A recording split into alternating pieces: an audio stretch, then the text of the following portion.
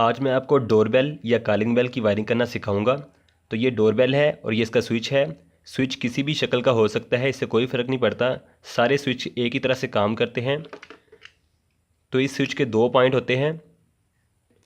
ये इस तरह का स्विच होता है कि अगर आप इसे नीचे दबाएं तो फिर ऑन होता है, अगर छोड़ दें तो ये फिर से ऑफ हो जाता है। इसके अलावा ये जो बेल है, इस बेल की दो वायर्स हैं। रेड वायर को हम फेज़ के लिए यूज़ करते हैं और ब्लैक वायर को न्यूट्रल के तौर पे यूज़ करते हैं। तो इसके ऊपर इसकी रेटिंग मेंशन है। तो ये 220 वोल्ट एसी पे ऑपरेट होती है और 60 हर्ट्ज़ तक ये काम कर सकती है। तो ये 50 हर्ट्ज़ पर भी सही तरीके से काम करेगी। इसके अलावा इसमें ये स्विच लगा हुआ है इसको ऑन ऑफ करने के लिए। तो इसकी वायरिंग बहुत सिंपल होती है। सबसे पहले इसकी जो रेड वाली वायर है इसको हम बेल के स्विच के ऊपर वाले पॉइंट पे लगा देंगे। दोस्तों, अगर आपको ये वीडियो अच्छी लगे तो इसे लाइक ज़रूर कीजिएगा और अपने फ्रेंड्स के साथ शेयर करें।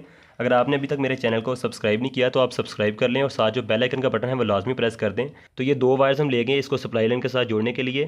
इसकी रेड वाली जो वायर है इसको लगा देंगे इसके स्विच के दूसरे पॉइंट के साथ।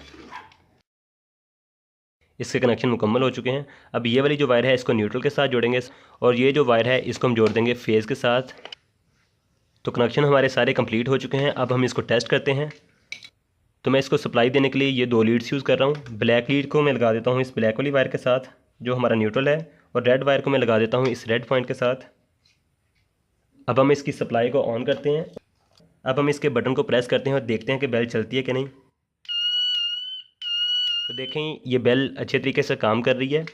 अगर आपको वीडियो अच्छी लगे तो इसे लाइक करें और अपने फ्रेंड्स के साथ शेयर करें। अगर आपको कोई भी क्वेश्चन हो तो कमेंट सेक्शन में ज़रूर मुझे पूछें। तो आज के लिए इतना ही, मिलते हैं एक नई वीडियो के साथ। तब तक के लिए थैंक यू। अल्लाह हाफिज़।